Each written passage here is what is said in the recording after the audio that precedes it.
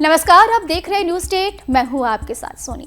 अगर आप पीएफ खाता धारक हैं तो आपके लिए बड़ी खुशखबरी है।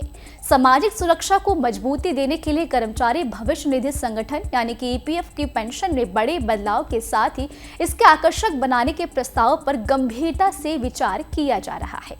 इस क्रम में सबसे अहम ईपीएफ पेंशन धारक तथा उसके जीवन साथी की मृत्यु के बाद पेंशन फंड में जमा राशि उसके बच्चों को देने का प्रस्ताव है।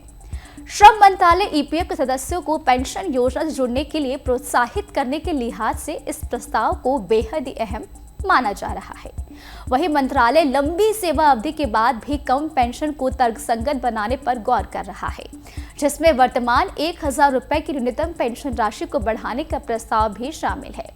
वहीं ईपीएफ के तहत सामाजिक सुरक्षा के ढांचे को दृढ़ करने के लिए श्रम मंत्रालय ईपीएस 1995 योजना के तहत उच्च पेंशन के लिए सदस्यों को अपने ईपीएस फंड में योगदान बढ़ाने के विकल्प को देने पर गंभीर मंथन कर रहा है। वही सूत्रों के अनुसार पेंशन सुधारकों से जुड़ी इन मंत्रालयों के दौरान ही कर्मचारी भविष्य निधि से जुड़ी पेंशन स्कीम को आकर्षक बनाने के साथ साथ इसके सदस्यों की चिंता का समाधान करने की भी जरूरत बताई गई है। वह शीर्ष स्तर पर हुए विचार विमर्श के दौरान साफ कहा गया है कि बड़ी संख्या में ईपीएफ सदस्यों की दुविधा है कि पेंशन फंड में जमा उनकी रकम पेंशन लाभ के बाद वापस नहीं मिल पाएगी। वहीं मंत्रालय के एक वरिष्ठ अधिकारी ने कहा है कि सरकार का मत स्पष्ट है कि पेंशन क्रॉप्स की राशि उसके सदस्यों की ही है। ऐसे में इस दुविधा को खत्म करने के लिए आवश्यक सुधारकों के साथ यह स्पष्ट करना होगा कि पेंशन फंड में जमा रकम से उन्हें पेंशन मिलेगी और उनकी मृत्यु के बाद पिता या पत्नी या फिर परिवार पेंशन का लाभ मिलेगा। दोनों की मृत्यु हो जाने के बाद पेंशन फंड की जो जमा राशि है बची हुई वो उनके नामित आश्रित बच्चों को मिल जाएगी। वही मंत्रालय का मानना है कि ईपीएस के स्वरूप में इस बड़े बदलाव के बाद इस पेंशन योजना को लेकर इस सदस्यों का आकर्षण निश्चित रूप से बढ़ेगा।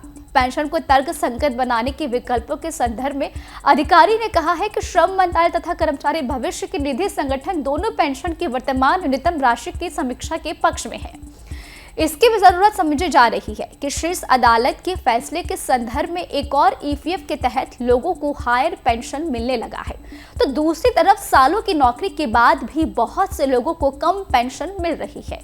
ऐसे में लंबे सेवा काल को भी एक फैक्टर बनाया जाना जरूरी है ताकि इस पेंशन के तर्कसंगत बनाया जा सके। ईपीएफ के तहत न्यूनतम पेंशन अभी केवल 1,000 रुपए महीने ही है और सुधारकों के तहत इसकी समीक्षा करते हुए उल्लेखनीय इजाफे की संभावनाओं पर विचार मंथन चल रहा है। हालांकि न्यूनतम मासिक पेंशन में इजाफे की कोई राशि तय नहीं हुई है, मगर मंत्रालय से मिल रहे संकेतों के अनुसार इसे सम्मानजनक बनाने पर विचार किया जा रहा है। फिलहाल इस खबर में अभी के लिए इतना ही। आपको हमारा वीडियो कैसा लगा हमें कमेंट करके आप जरूर बताएं और हमारे चैनल को सब्सक्राइब करना बिल्कुल ना भूलें। न्यूज नेशन अब व्हाट्सएप पर खबरों की ताजा अपडेट के लिए न्यूज नेशन के इस क्यूआर कोड को स्कैन करें।